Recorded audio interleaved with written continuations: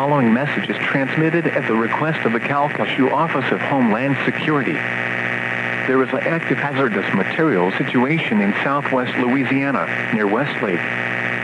There has been an explosion at the biolab plant in Westlake, and it is believed hazardous materials are leaking. As a result, a 3-mile radius shelter-in-place order has been declared for areas near the biolab plant.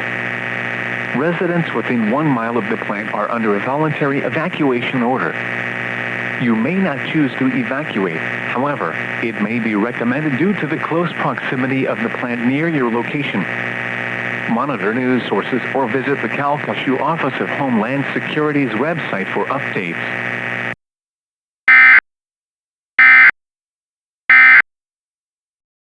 Four.